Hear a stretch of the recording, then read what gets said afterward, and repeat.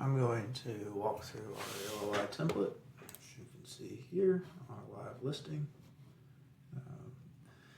Since I've not signed an NDA, I will have only access to what is available on BizBuySell here, so I won't have all the information that you might have when you're preparing an LOI, but that's okay. I'm still going to go through the exercise. So here's our first page, right? Try to be clear with the instructions, and I use different color highlighting because that's how I do things. So yellow we fill in, green are footnotes. Here's some disclaimers, which basically means if you use this template, that doesn't mean that we are your law firm, though we're happy to have a conversation with you. So today's date is January 15th, 2026. Don't think we have the seller name, so we will just say Mr. Seller, and we would fill in this with Mr. Seller address.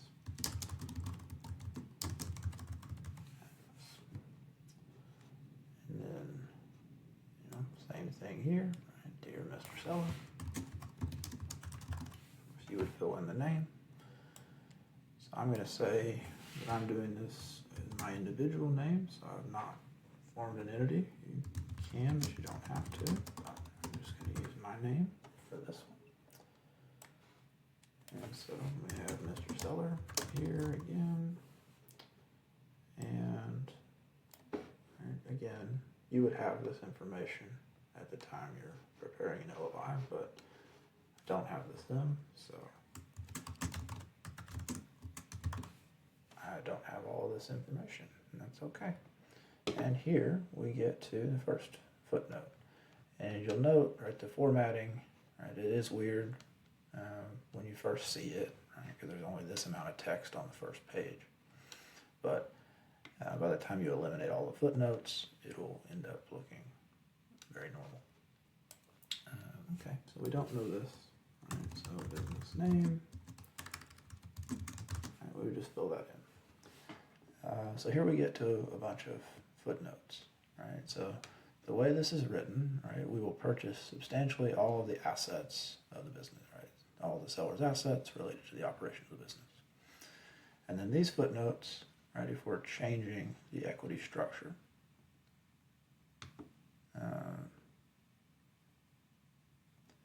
and there's several options here, right? There's an option if we're doing a stock sale, if we're doing a seller rollover in an SBA deal, and then if we're doing a seller roll in a non-SBA deal.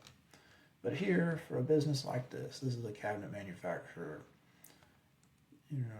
probably some distribution here too, but I don't see anything on the surface looking at the listing that tells me that there's any reason, right? I don't see, government contracts or things like that. So I'm just going to leave this as an asset purchase. And that'll be our default. And as you can see, right, taking those footnotes away, we're already starting to add more text to this. So you can already see it kind of coming together the way it'll work. And so we didn't do those, so we just delete those footnotes. Okay. So now we're going to go into the purchase price, and just for everybody to know, I'm going to assume that I'm using SBA financing for this, and that, right, as we've already said, it's an asset purchase. So they're listing it for $4.5 million. I'm going to go with 4.1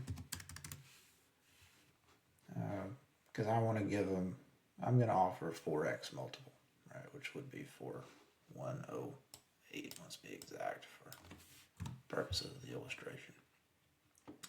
And I'm going to use the normal sort of SBA financing, which would be 90% at close. So what is that? Let me get a calculator on the other screen so that I don't type in the wrong number.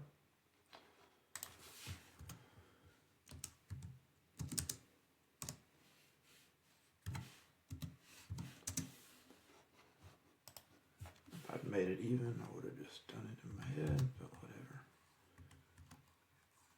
it's this. Okay, so 90% at close, and then here we go. We're going to get to a whole bunch more footnotes, right? So now we've got all these other footnotes. So I am going to have a seller note, right? Because that's kind of the normal thing, right? Will be, and this isn't, you don't have to do this for an SBA transaction,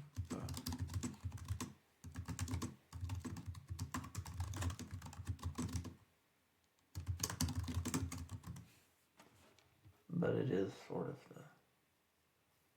the classic default if there is one. So I've written the amount here, but now I'm going to put in. So I didn't even do it. So what we actually do. So instead of that, I've got the amount, but so I'll keep the amount. But here we go. So I will just copy and paste from down here. And when you do that, it actually goes up here. Again, the formatting gets better as you work with it, as you delete footnotes. And then we'll make everything 12-point font so that it's the same. And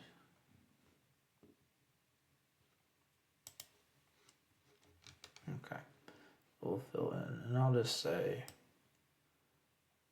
that we're going to just do 8%.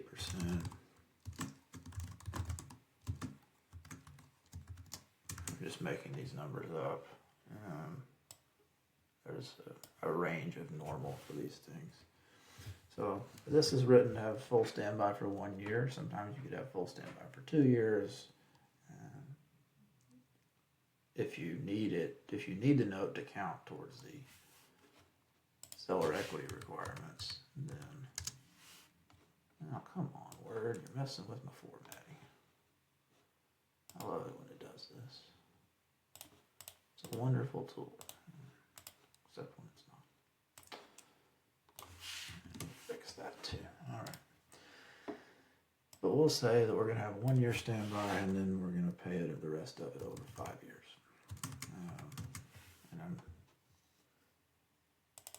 We'll make it 7, whatever. And I'm not going to add a balloon payment here. You could have a balloon payment or a bullet payment under certain circumstances, but we're not going to for purposes of this. And this part, right, the promissory note will be conditional upon the business achieving the following metrics. Okay, so let's talk a little bit about that. And the notes are okay. And there's not a note about this in too much detail, but here we go. But this is the relevant thing, right? So potential forgiveness, right? We're assuming an SBA deal here, so there could be forgiveness of the seller note if, say, revenues, right? Revenues are reported at $4.5 million for this year. So we could say that the seller note will be reduced. We could say something like dollar for dollar in the event that revenues drop, are less than, I don't know, $4,050,000, right? Build in a little bit of build in a 10% cushion, right? In the year after close, something like that. I'm not going to, so what that would look like, I'll type it in and then I'll delete it because I'm not going to use it. Business,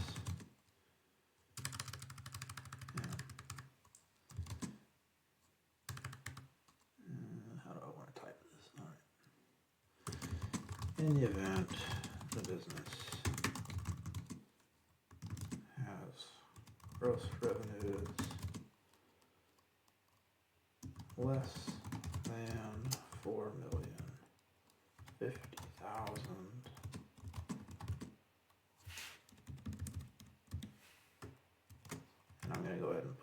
of 2025 revenues, just in case the revenues that actually get reported end up being different. So I want to anchor in the 12 months following closing, then the principal of the seller note will be reduced on a dollar for dollar basis for each dollar of revenue, gross revenue under the revenue target. And that's me being a lawyer. I'll add another defined term here. The revenue target. Now, we'll put this in for purposes of the exercise. I will say, doing something like this is aggressive. Can be seen as very aggressive.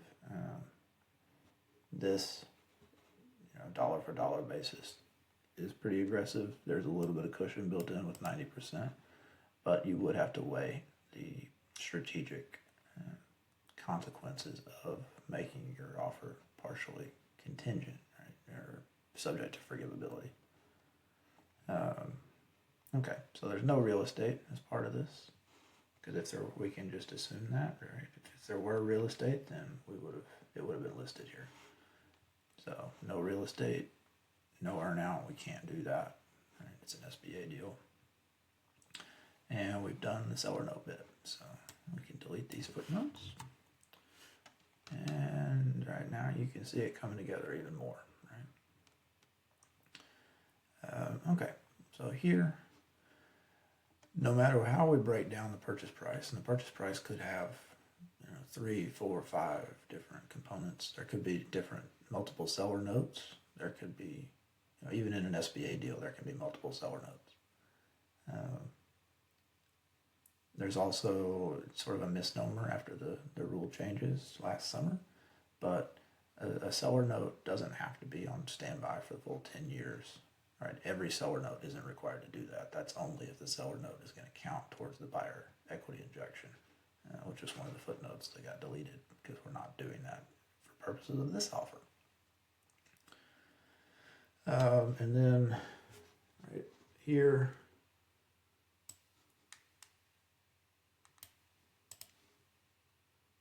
we will take on, we will say it's 1,027,000 in SDE.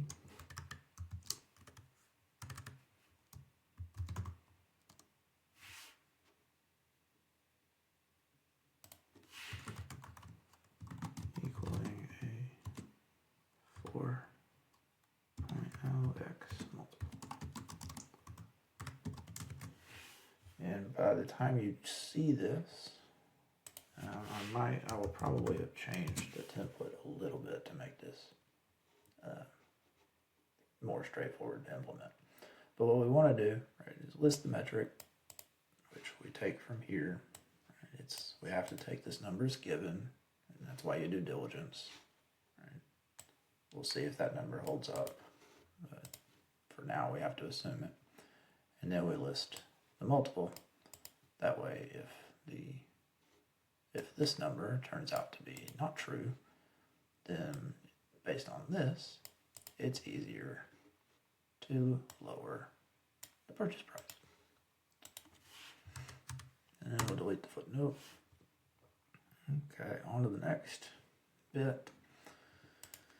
So this is another little thing. Purchase price assumes a normalized level of working capital. So here, they're not really mentioning, I don't remember anything about inventory. All right, so there's no mention of inventory. There's no mention of AR. There's no mention of work in progress. Right, this is a manufacturing business, so it's likely that there are customer deposits. As part of their process, they're going to have work in progress, right? It takes it's going to take a few days, a few weeks to to manufacture these cabinets.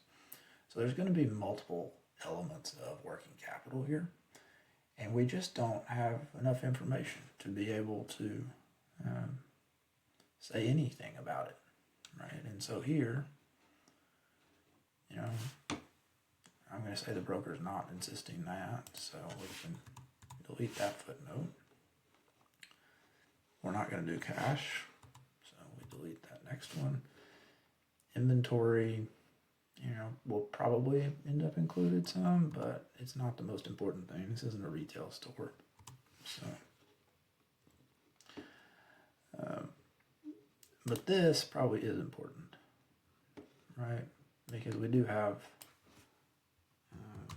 we're gonna have work in progress with a business like this. So we will add this sentence from the footnote, right? Copy, paste. And then there's no subscriptions or anything like that. So we'll delete these footnotes. And as you can see, right, as we delete footnotes, the document kind of takes shape.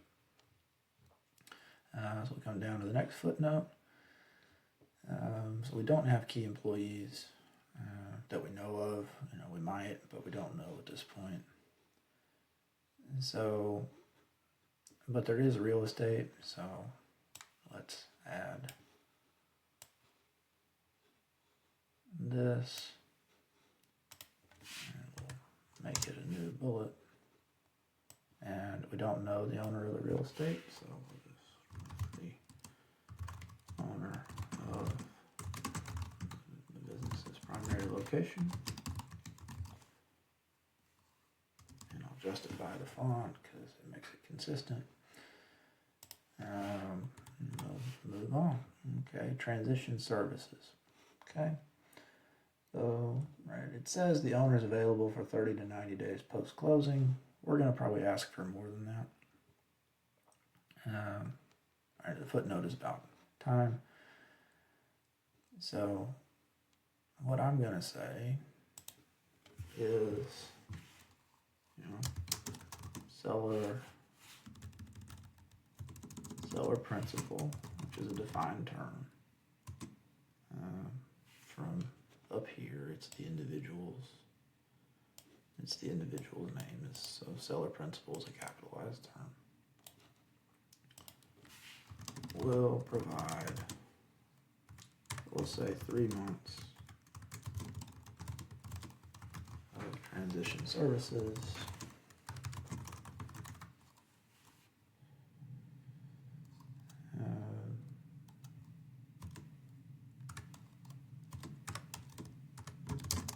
These transition services will be limited to 40 hours per week, so full-time per week, and will be provided in person.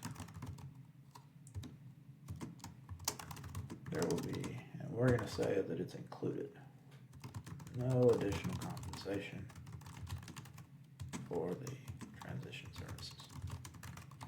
And yes, they can be included. Now, they don't have to be. And there could also be some that is included and then some that comes later and is part of a consulting agreement. But we will just move on for now and say that that's it, and then we're not going to have a consulting agreement as part of this offer. We could always have one later. You probably want one, whether you ultimately use it or not. You probably just want to have one in place and then just pay the seller an hourly rate for the time you actually use. All right, here we go. All right, we'll just take my own advice, and we'll say 90 days, with the recognition that a lot of times sellers will push that down. But as this says, 30 days is too short if you're using SBA. So if you put less than 60, it kind of indicates if you're using SBA financing, it's sort of a yellow flag for a sophisticated broker. Okay. This is a new footnote for this year. So, and I'm not going to change anything based on this footnote. It's just a new footnote to help educate. Because what happens is you end up in a, so this has automatic extensions, which is good for you as the buyer, maybe not great for the seller. What this does is the seller will almost certainly strike this, but what it leads to is the ability to have a conversation to set a realistic timeline with the seller. Especially if you're using SBA financing, everything is going to take longer than either party wants. And it's good to have that conversation early. And hopefully by the time you're having that conversation, you've spoken with us or another attorney. And we can kind of lay out the standard timeline for you. But what you don't want is to get a seller to think that everything's going to happen in a month and then it not, and then you lose the deal because of it.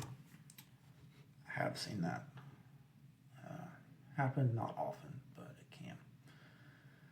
So governing law, what is this business is in New York, so we'll use New York for that.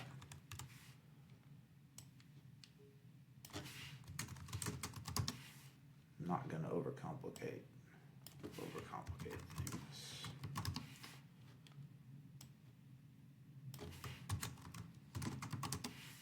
Yes, this is in all caps. There's arcane reasons why that's the case, but so be it. Okay. Here, actually, we don't have an NDA, right? Just because I've not signed an NDA, so I'm actually going to just replace this. Right? So if there's no NDA, just copy and paste, and we'll delete the footnote as we do that. And Microsoft Word screwed up the formatting again, because of course it did. Good grief.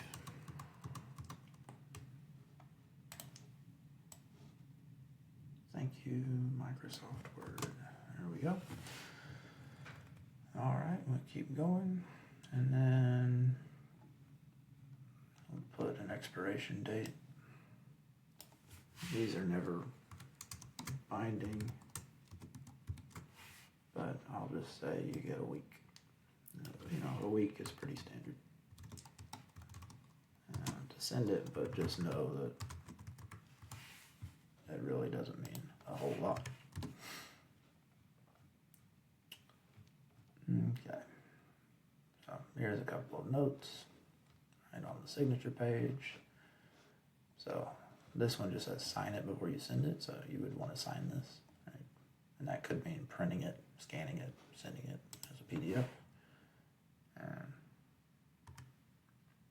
or DocuSign, or whatever. But so I would do that, and then we've got Mr. Seller. Go here, and then this footnote is about an entity. So I've not done an entity for purposes of this, so we'll just delete.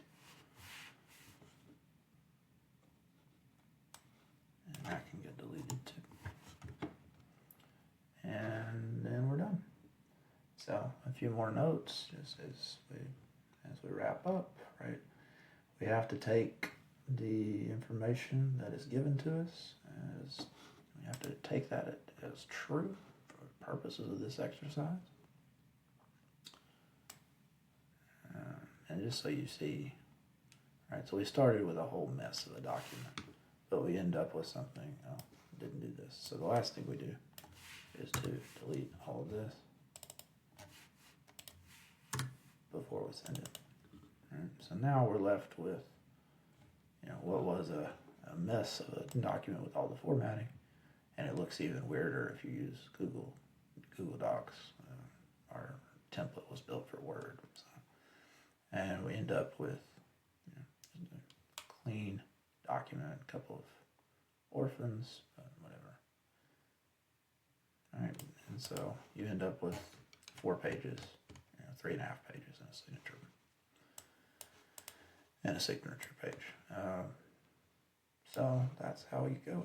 That's how it works. And we would fill in all of this, right? This would be real stuff, but otherwise, we would do this and send it off and see what happens.